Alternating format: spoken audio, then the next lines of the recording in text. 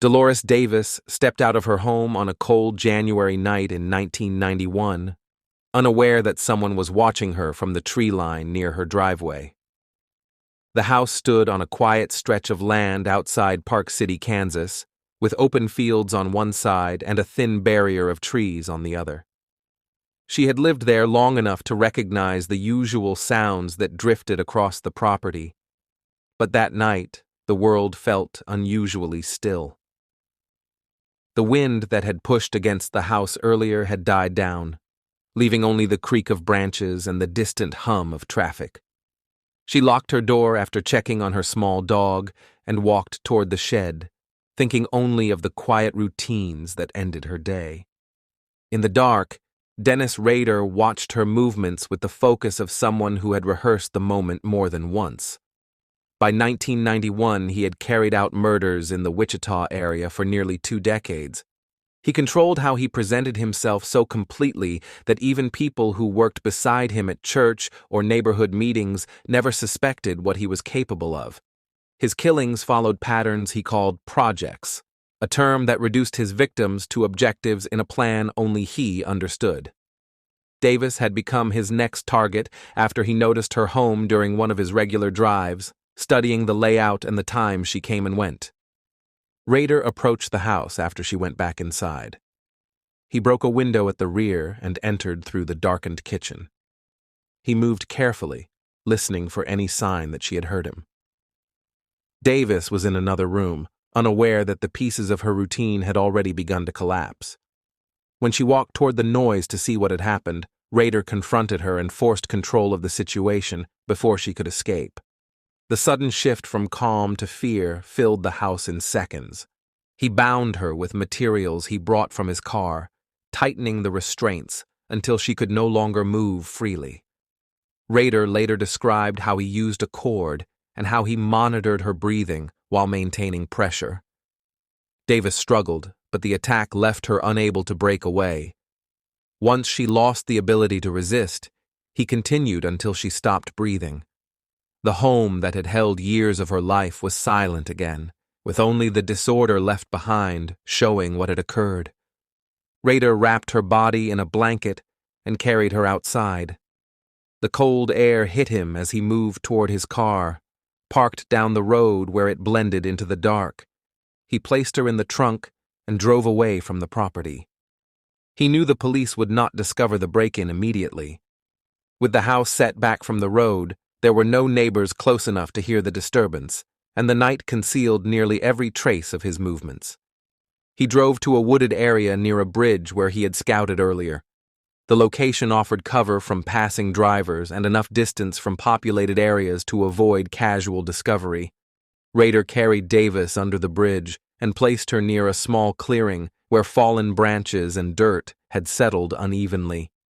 The terrain was rough, with patches of mud and debris that made the spot unlikely to attract attention. He left her there, returned to his car, and drove home to resume the ordinary life he showed the world. For days, her disappearance remained a mystery. Friends and co-workers grew worried when she missed appointments and did not answer calls. Law enforcement arrived to check the house. They found signs of forced entry and evidence of a struggle. Her dog was still inside. Items were out of place.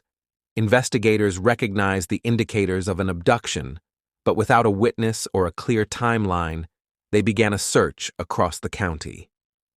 Officers walked the fields, examined ditches, and spoke with residents who lived miles away, hoping someone had seen a vehicle or heard something unusual. As officers and volunteers searched the roads and fields near her home, Rader paid close attention to the news. He watched reports about the investigation, with the detachment of someone observing a story that no one knew he had written. He maintained his job as a compliance officer, attended church, and kept his routine steady, confident that no evidence linked him to the crime. His ability to blend back into daily life had helped him evade suspicion for years. On February 1st, 1991, almost 2 weeks after Davis disappeared, her body was discovered. A man walking near the bridge noticed something in the brush and called authorities. Investigators recovered her remains and documented the site. The bindings, the placement, and the surroundings suggested someone had taken time to select the location. The case shifted from a missing person investigation to a homicide. Detectives reviewed her connections, spoke with co-workers, and examined her home again. Though they considered the possibility of an intruder with a control-driven motive, the evidence did not point to a specific suspect. The scene under the bridge offered details but not the identity of the person responsible. Rader watched the developments with the confidence of someone who believed he could not be caught. He had waited years between earlier killings, adapting his methods and avoiding mistakes that could reveal him. The disappearance blended into a pattern that investigators could not connect without the information only he possessed, and the gap in time since his previous murders blurred his place in the investigation. Years passed. Wichita grew and changed. Davis's murder remained unsolved. The BTK file stayed open, but as technology evolved, the forensic gaps from older scenes limited progress. Rader lived quietly, raising children, serving in his church, and enforcing municipal codes while keeping memories of his crimes privately stored. He carried the same calm demeanor in public that had shielded him for decades. The breakthrough did not come from Davis's case directly, but from Rader's need for attention. In 2004, he resumed communication with the media and police, sending packages, letters, and messages that revived the BTK name. Detectives traced materials, recovered DNA, and compared old evidence with new technology. A floppy disk he sent to a television station contained metadata that linked back to his church computer. The lead broke the case open. Surveillance, interviews, and a DNA sample obtained from his daughter's medical procedure confirmed who he was. When police arrested Rader in 2005, he confessed to multiple murders, including Dolores Davis. He described how he watched her home, how he entered, how he subdued her, and where he left her body. His account matched the evidence from 1991. He spoke with clinical detachment, explaining it as another project, stripping away none of the weight of what she endured.